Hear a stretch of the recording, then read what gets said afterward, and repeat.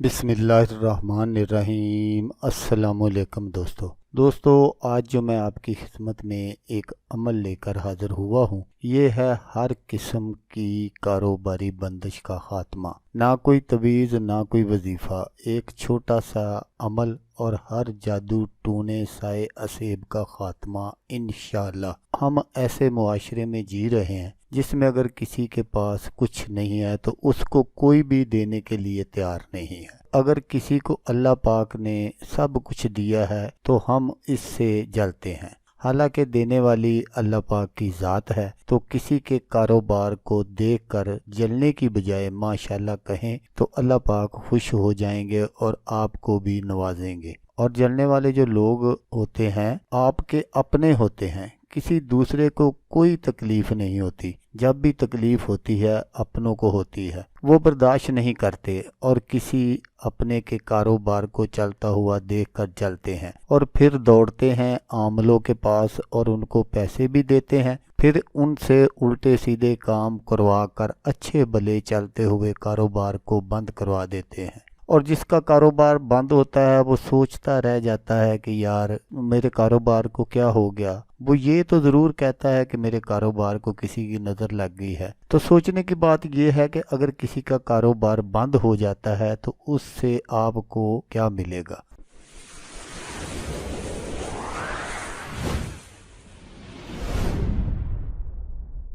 ये एक बेलज़्ज़त गुनाह है और इससे बचना चाहिए। तो बिल्कुल ऐसे हजरात के लिए जिन पर किसी तरह की कोई बंदिश वगैरह लगाई गई हो तो वो हजरात ये अमल कर लें, इंशाल्लाह हर किस्म की बंदिश, साया, जादू टूना, असेब वगैरह का खात्मा हो जाएगा इंशाल्लाह। यहाँ ये बात ज़रूर याद रखिएगा कि ये अमल सिर्फ़ और सिर्फ कारोबारी बंदिश के लिए है। शादी की बंदिश और औलाद की बंदिश वगैरह के लिए आप इसको हरगिज़ नहीं कर सकते और ना ही ये काम करेगा। हाँ, अगर आपके घर पर किसी इस तरह के जो जैसे मैंने आपको पहले बताया कि जादू टूना साया सेब वगैरह हैं तो फिर आप ये अपने घर के लिए भी कर सकते हैं। अमल आप गौर से सुन लीजिएगा ताकि आपको बाद में किस तरह की कोई परेशानी ना हो और आपकी जो मेहनत है वो ज़ाया ना हो। बहुत ही आसान अमल है और इस अमल को करने में किसी तरह का भी कोई डर खतरा नहीं है। तो ऐसी दुकान या कारोबारी जगह